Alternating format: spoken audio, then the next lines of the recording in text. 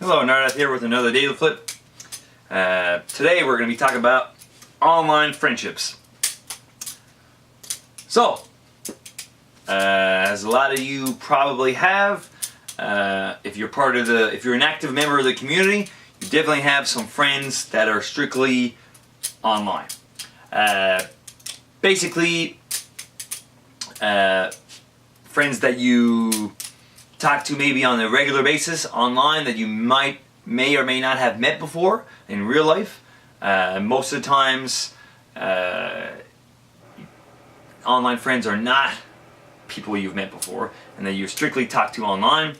You start developing relationships, affinities to certain people.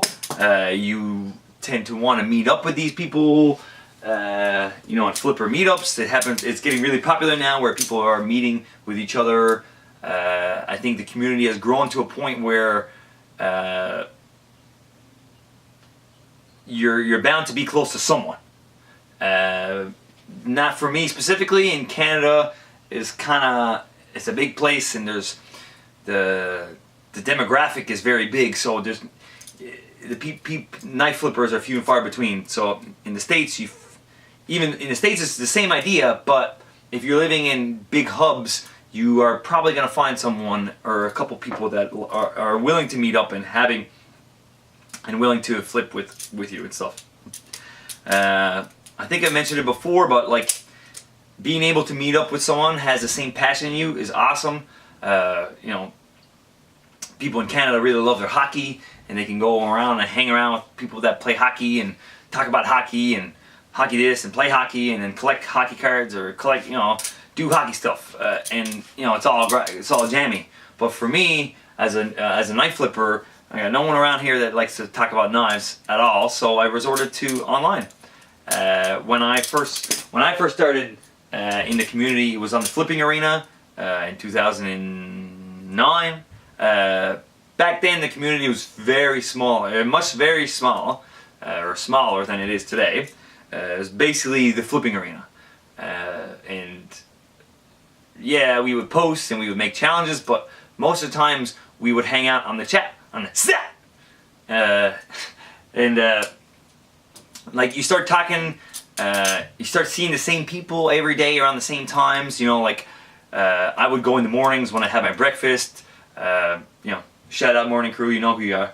So basically, the same couple people every morning. We would chat it up. We say how's it going. It's kind of like I was talking to my coworker, or my buddy, or something like that. So it really became. You start developing relationships with people online, and you actually start caring for these people. You start helping them out.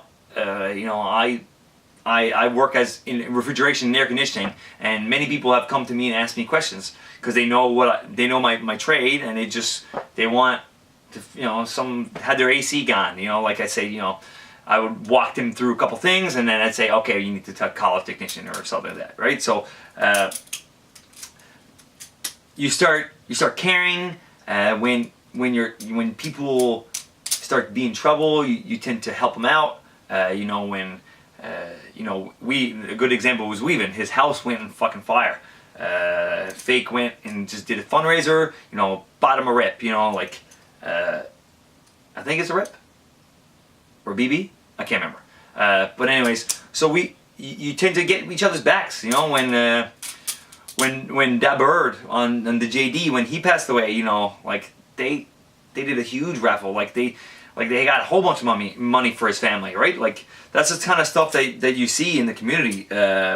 When you start developing relationships and helping people out with your knowledge, it's give and give, right? People will give back to you, right? I am a firm believer of karma, not so karma, but more just doing good things, and then good things are bound to happen to you. So developing friendships online, it's great. It passes the time. You get to meet new people. You get to learn interesting things from other people. But then they also have your back, right? So we have, when people are in a fragile state of mind, some people, are not as healthy as the other, right? So we tend to stick we tend to be there for each other, basically, right? So, especially back then where there was only a couple, like few dozen of us, so when something happened to one of us, it was pretty quick, you know, like to give them a shout, you know, give them a text, like, hey, you okay? You know, like, I haven't heard from you a couple days, you fine? You know, like, sometimes it's nothing, but sometimes people actually need some help. So it's really cool to have people that care for you even though they're not there. And then meeting these people, like at Blade, that was just like when I met Slash and Easy and Stu and Pat and all these people I've been talking to for 7 or 8 years online. Like, meeting them was just fucking, it was the coolest thing. I was just so hype. Everyone who saw me at Blade could feel the hype.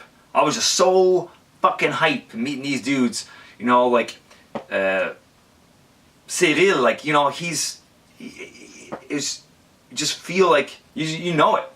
Like when me and JP like hung out, it just felt right. We felt like we were best buds for years, and we are.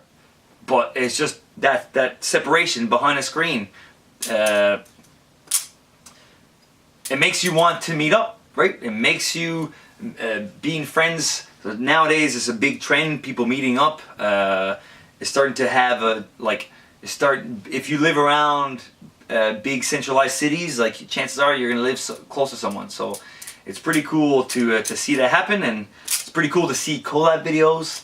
I mean, like if you were like me, like I've been making videos by myself for years before I met up with someone. Right? I met up with my first Flipper meetups with Droop Dog. Right? Droop Dog is one of the OGs. Back on the arena, arguably invented the hack aerial. Anyways, I had a work trip in Moncton, and that's where he lives. So I hit him up and I said, "Hey, let's fucking meet up."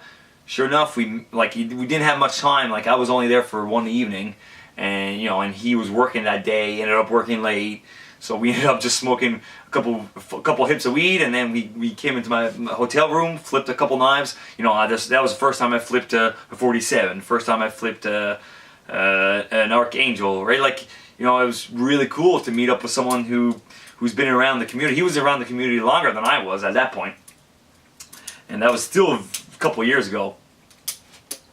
But nowadays you get, it's, you know, so now the flipping arena's not there. Like, the Balisong Techniques had the same idea. Like, yeah, the post numbers weren't the best because everyone was on the chat. Everyone was just chatting away with each other. You know, oh, how's it going today? Oh, going well. You know, like, how's your school? Or, you know, like, you end up talking to the same people. Like, and one of my best buds now, like, he lives in Alberta. Like, Bongo, like, me and him have lent each other knives so many times, right? Because if someone in the States would be like, oh, I want you to try my knife, I'd be like, you know, it's Canada, you can't really send it to me. There's always a risk.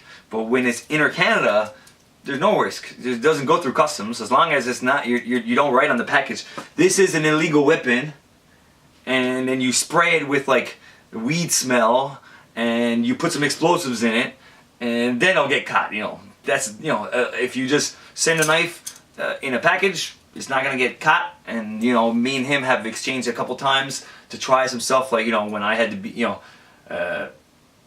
he let me try a whole bunch. He let me try the pails. Like, you know,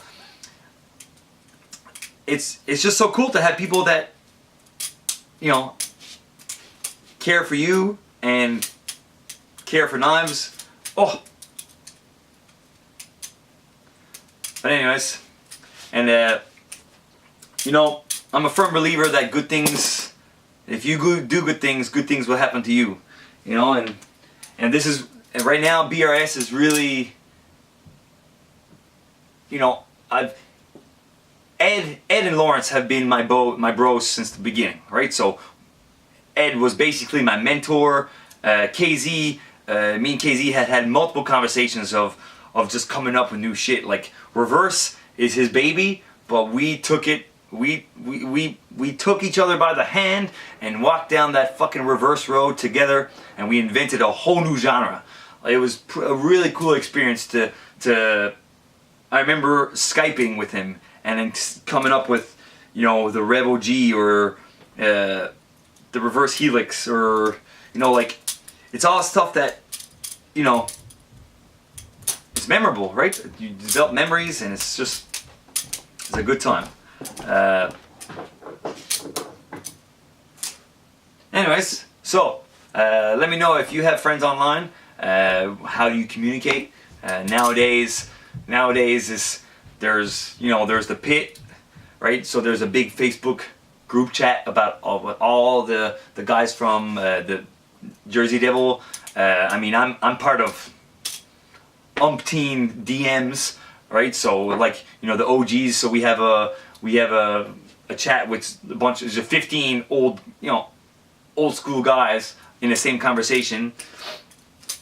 I talked to a bunch of Kadama dudes. I talked to a bunch of Bagley dudes. I talked to a bunch of random dudes. It's easy to be flooded by friend requests, and I